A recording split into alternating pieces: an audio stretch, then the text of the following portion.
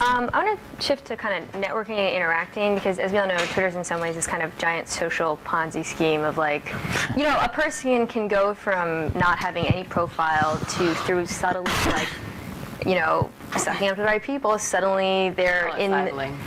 Yeah. So the thing is, though, we all do it in part because journalists, in particular, if you flatter us, like, are the most narcissistic, desperate people in the world. So. But in terms of like things that people do that I really hate seeing people being really obsequiously like kissing some of them. Like, just this is so great. If you're not following them, like you're an idiot. Like especially not someone they're friends with, but somebody who's like of prominence. However, that said, clearly you have to do it in some situations. You do have to interact with strangers in order to get more followers. I think that's something you're not only going to interact with people you know. But it's okay. The difference is that like it's one thing if you talk to someone who has like 50,000 followers, who you sort of know-ish. And by know-ish, I don't mean like you want their job. You internet know. You internet know them. It's one thing to talk to them and get a response or like talk about them or whatever. It's another thing to only talk to Alyssa Milano. You know what I mean? Like yes. People who only I resent that. People see that. It's so annoying. People see that. No, I mean it's. I think there's a strategic way of doing it. It's basically like high school, which is really annoying because it's a cafeteria and you have to think about it in terms of like you can't just go and sit with the plastics because then you'll get clowned. But you sort of like know that you can infiltrate it because someone's friends with someone else and you're sort of friends with their person's friend. And so that if you talk to these people, then you can sort of like sideways move into the cipher.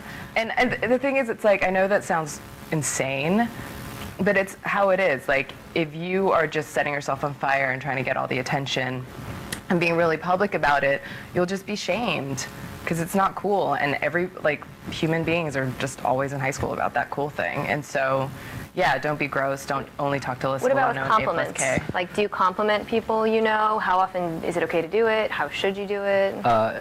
First of all, I don't feel like I'm being flattered enough. Yeah, I think I think the greatest compliment of all is to pass on somebody's good work, especially for journalists, and say, listen, this is a really fantastic piece by whatever their Twitter handle is on whatever the subject is. I mean, ultimately, at least that I've found, that's the most flattering you can. And they will write thanks back to you, and if they have followers, your name gets on their string. And that's not why I'm doing it. I mean, I honestly just like if there's like a piece of journalism that I think is really, really important or should be read by other people, I want to pass that on. And again, it goes back to my larger point that if you start getting known as someone who passes on good content, it's all going to come back to you either via the person who you sort of pass it on, says thanks, or just followers saying, hey man, thanks a lot for like sending this great piece. I've never heard of this person, and then that person gets followed because you tweeted it out and they recognize or they learned of this person that you just sent them.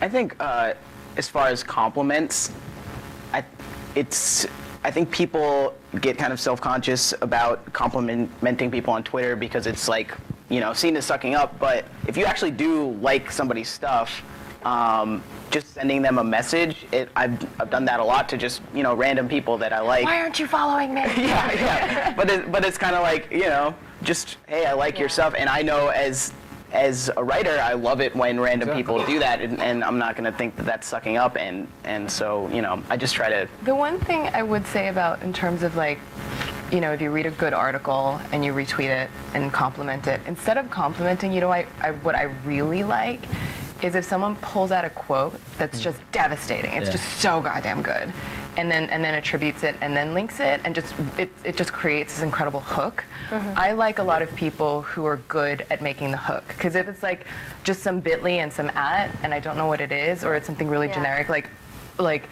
OMG, nah? Like, I'm not going to click it, but if someone's really good at hooking me or like really good at boiling it down to like one nug, I will definitely follow that. I agree, and like most of the time that I will send something out, I will always try to tease it with something interesting, as opposed to not, hey, this is a great piece, but like, there was an athlete yesterday who he played he was an NFL player who was cut during training camp, but he was in the NFL. He went public for the first time that he was a gay NFL player, which doesn't happen often. And I forgot what I read, but it might have been like gay in the NFL : and then something like so-and-so reveal, whatever the tease was. But the point was like gay in the NFL, was basically the tease that if you're a fan of the NFL, you're probably like, oh, well, this could be pretty interesting. Let me check that out. And I wasn't promoting myself. I was promoting, I think it was Outsports and SB Nation who got the story. But I think you're totally right. If you can hook people with like 70 characters worth of like some pretty cool stuff, they will tweet far more than I really like this article in the New York Times.